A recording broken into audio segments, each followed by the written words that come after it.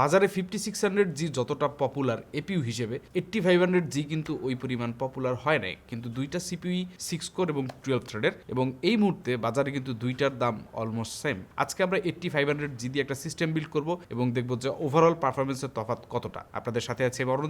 আজকের বিলে সবগুলো কম্পোনেন্ট প্রোভাইড করেছে পিসিবি স্টোর। আপনারা দেখছেন পিসিএল প্রাইম বাংলাদেশ। বাংলাদেশের জাতীয় সিপিইউ বলা যায় 5600G কে। এই সিপিইউটা এত পরিমাণ সেল হইছে, প্রবাবলি বাংলাদেশে আর কোনো সিপিইউ এই পরিমাণ সেল হইছে কিনা আমার জানা নাই। সে 2021 সাল থেকে এখন 2026 সাল পর্যন্ত 5 বছরও এইটার সেল কিন্তু কমে নেয়, এবং এই মুহূর্তে র্যামের দামের একটু এদিক সেদিকের কারণে ক্যালকুলেশনটা পাল্টায় গেছে। কিরকম? 5600G এর দাম হইতেছে এই মুহূর্তে 19,200 টাকা, আর 8500G এর দাম হইতেছে এই মুহূর্তে 18,600 টাকা অ্যাকর্ডিং টু পিসিবি স্টোর। এই একটা ঘোড়ার ডিম স্টোর কিসের দাম কত দেবে, কেন দেবে, মাঝে মধ্যে মনে হয় এরা নিজেরাও বুঝে উঠতে পারে না। একটু কথা বলছিলাম যে কাহিনী কি। কাহিনী হইতেছে সাপ্লায়ার এন্ডে এগুলোর দাম বাড়ছে। কেন? কারণ DDR4 এর একটা র্যাম যদি আপনি কেনেন, অনেক জায়গায় এখন 6, 6.5 থেকে 8, 8.5 এর মধ্যে র্যামগুলো পাবেন, 8GB র্যাম, আর একটা 16GB, আর DDR5 এর স্ট্যান্ডার্ড 16GB একটা র্যাম কিনতে হইলে আপনাকে 20,000 প্লাস খরচ করতে হবে। তো এই কারণে AM5 সিস্টেমগুলোর বদলে AM4 এর সেল বেড়ে গেছে।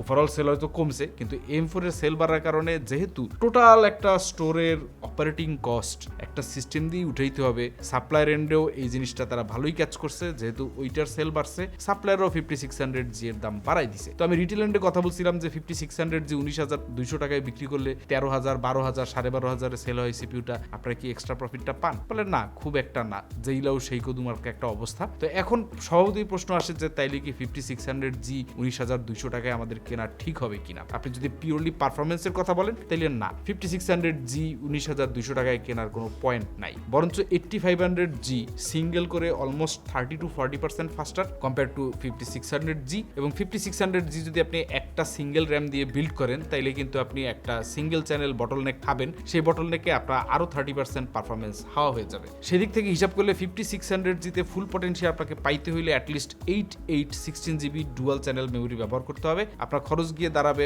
অলমোস্ট 15,000 টাকার আশেপাশে র্যামে। আর যদি আপনি একটা 16GB DDR5 8500G এর সাথে পেয়ার করেন তাহলে আপনার খরচ হবে 24 আশেপাশে, 24 কি 25,000। তো ওইভাবে হিসাব করলে আপনার টোটাল বিল্ডে হয়তো 10,000 টাকা আপনি সেভ করতেছেন, কিন্তু যদি আপনি দেখেন আপনার 5600G বিল্ড করতে গিয়েও 50,000 টাকার মতো লেগে যেতেছে, এবং 8500G দিয়ে বিল্ড করতে গেলে আপনার 70-80,000 টাকা লেগে যেতেছে। অবশ্যই আপনি পারফরমেন্সও কিন্তু প্রায় 30-40% 5600G তে লেস পাচ্ছেন। এখন যদি দুইটা সিপিইউকে আমরা প্রাইসের কথাটা বাদ দিয়ে শুধু অ্যাপেল টু অ্যাপেল কম্পারিজন করি, দুইটাই 6 কোর 12 থ্রেডের প্রসেসর, একটার মধ্যে আছে Radeon 740M, আরটা আছে Vega 7i GPU। যদি PCIe স্লটের কথা আমরা চিন্তা করি, পরবর্তীতে আপনি যদি জিপিইউ লাগাতে চান তাহলে দেখা যাচ্ছে Zen 4 আর্কিটেকচারে 8500G আপনাকে দিতেছে PCIe Zen 4, আর 5600G আপনাকে দিচ্ছে PCIe Zen 3। তো এইখানে আপনি যদি 5000 সিরিজের একটা গ্রাফিক্স কার্ড পরবর্তীতে অ্যাড করতে চান, PCIe লেনে কিন্তু একটা ভালোই বটলনেক খাবেন। মানে ওভারঅল টোটাল পিসিতে আপনি হয়তো বাঁচাইতেছেন 30,000 টাকা, কিন্তু আপনার পারফরমেন্সও প্রায় 30-40% ক্ষেত্র বিশেষে এর থেকে বেশি কমে যাচ্ছে। সিঙ্গেল করে 8500G ফাস্টার compare to 5600G, better overall productivity performance দিয়ে থাকে 8500G। এই মুহূর্তে 8500G কেনাটা যথেষ্ট যুক্তিযুক্ত একটা রিজন হইতে পারে পারফরমেন্সের কথা চিন্তা করলে, কিন্তু সবার তো আর পারফরমেন্স দিয়ে পোষায় না, কারো কারোর জন্য বাজেটটাও বেশ গুরুত্বপূর্ণ। 8500G দিয়ে আমরা যে বিল্ড আজকে করতে যাইতেছি, এইটা মোটামুটি গেমিং এ আপনাকে 5600G থেকে বেটার পারফরমেন্স দেবে এবং প্রোডাক্টিভিটি কাজেও আপনাকে বেটার পারফরমেন্স দিবে। এর সাথে আমরা মাদারবোর্ড হিসেবে পেয়ার আপ করতেছি Gigabyte A620MH। A620MH হইতেছে আপনার এই সিপিইউটার জন্য বা এন্ট্রি লেভেলের M5 বোর্ড হিসেবে বেশ অ্যাফোর্ডেবল একটা বোর্ড। দাম হইতেছে 11,000 টাকার মতো। এটা আছে 5+2+2 ফেজের VRM, সাথে একটা NVMe স্লটই আপনি পাইতেছেন যেটা হচ্ছে Zen 4। PCIe স্লট আছে একটা X16 Zen 4। যেহেতু বাজেট বোর্ড, র্যাম স্লট পাবেন আপনি দুইটা, যদিও এই মুহূর্তে দুইটা র্যাম অ্যাফোর্ড করতে পারা একটা কঠিন ব্যাপার।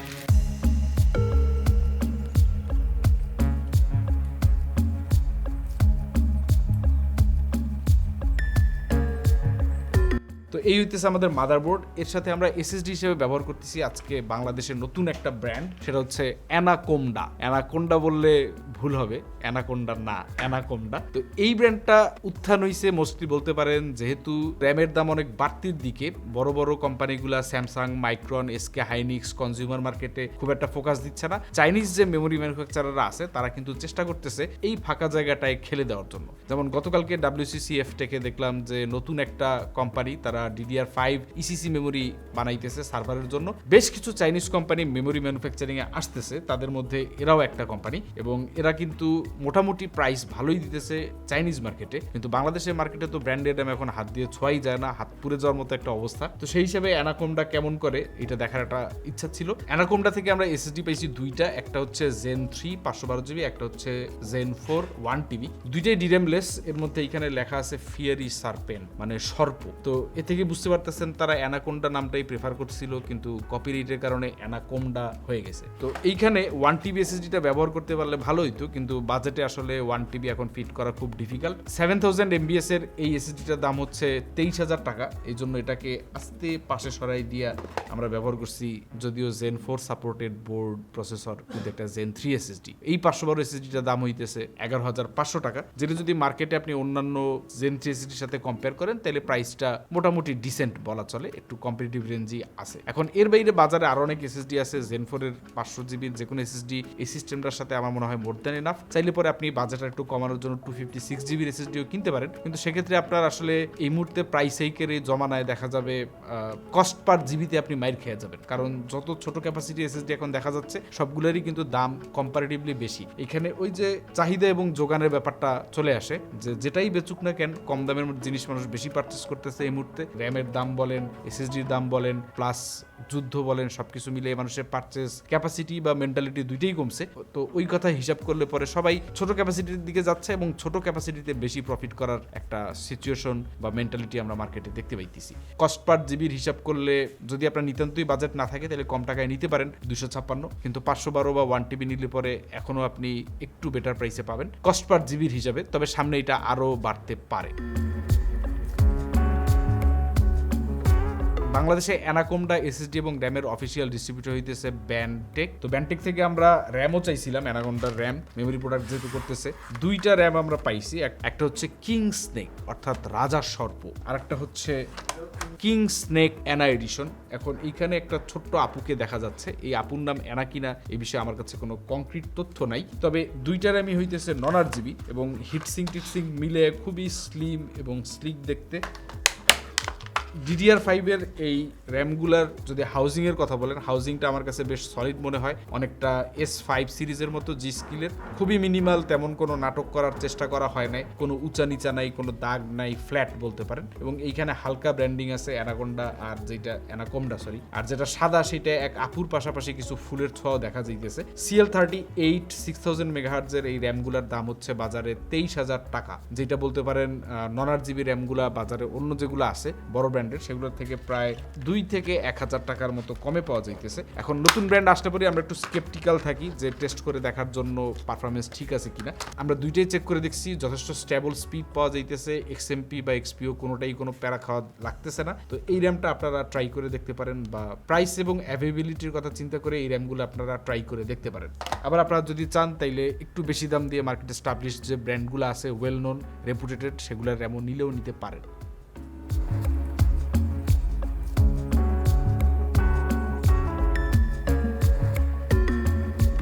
কুলার হিসেবে 8500G এর সাথে হয়তো অনেকে একটা স্টক কুলার ব্যবহার করতে পারেন, তবে স্টক কুলারের বদলে একটা আফটার মার্কেট কুলার নিলে পরে বাংলাদেশে গরমের সিজনে আপনি মোটামুটি পিস অফ মাইন্ডে থাকতে পারবেন, কারণ 5600, 5700G, 5700G, 8500G, 8600G সবগুলো নিয়েই আমরা গ্রুপে দেখতে পাই যে অফ সিজনে 80-90 কাছাকাছি টেম্পারেচার চলে যায় স্টক কুলারে, অনেকে প্যারায় থাকেন। আমরা ব্যবহার করতেছি আফিয়ারের একদম এন্ট্রি লেভেলের একটা কুলার UP1K4, এটার দাম হইতেছে বাজারে 2300 টাকা।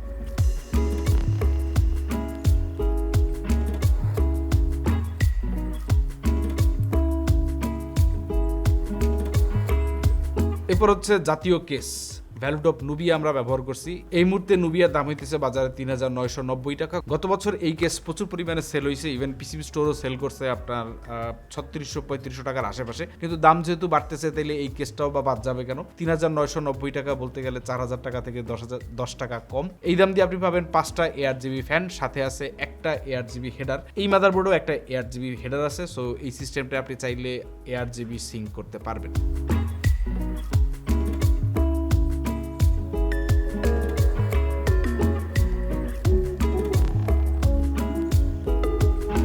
এখন এখন 8500G এর সাথে আমরা একটা রেটেড পাওয়ার সাপ্লাই দিতে চাইছিলাম, কিন্তু দাম তো কোথাও কমাইতে হবে। কোপটা গিয়ে শেষে পড়ছে পাওয়ার সাপ্লাইয়ের উপরে। ব্যবহার করছি আমরা এন্ট্রি লেভেলের একটা রিভেঞ্জার আফটার মার্কেট পাওয়ার সাপ্লাই। এটার কোনো রেটিং নাই, যদিও 80+ লেখা আছে। এটার দাম হইতেছে 1250 টাকা। এখানে আপনারা চাইলে যদি কস্ট কমাইতেই চান, কিছু কেস আছে যেগুলোর সাথে বিল্ট ইন 200-250 ওয়াটের পাওয়ার সাপ্লাই সহ আসে, সেগুলো ব্যবহার করতে পারেন। কারণ 8500G এর বেস্ট টিডিপি হইতেছে 65 ওয়াট এবং এটা ম্যাক্সিমাম 88-90 ওয়াট পর্যন্ত পুল করতে পারে। সো চলে যায়। একটা জিনিস টেনশনের ব্যাপার থাকে, সেটা হচ্ছে যে এফিসিয়েন্টলি এই পাওয়ার সাপ্লাইটা পাওয়ার ডেলিভারি কতদিন করতে পারে। ইউজুয়ালি দেখা যায় পাওয়ার সাপ্লাই যখন ডেড হয় তখন সাথে দুই একটা কম্পোনেন্ট নিয়ে ডেড হয়। সেই কথা হিসাব করলে পরে আপনি একটা 500 ওয়াটের 80+ ব্রোঞ্জ রেটেড পাওয়ার সাপ্লাই নিতে পারেন। সেক্ষেত্রে পরবর্তীতে আপনি এইখানে একটা জিপিইউ অ্যাড করতে পারবেন, এবং জিপিইউ যাদের অ্যাড করার পরিকল্পনা আছে অবশ্যই তারা একটা 500 থেকে 550, 600, 650 পর্যন্ত আপনারা পাওয়ার সাপ্লাই নিতে পারেন। কারণ 8500G এর সাথে তো কেউ 1580 পেয়ার করবেন না, করার কথাও না। সেক্ষেত্রে হয়তো 1300 ওয়াটের পাওয়ার সাপ্লাই আপনার নেওয়া উচিত ছিল।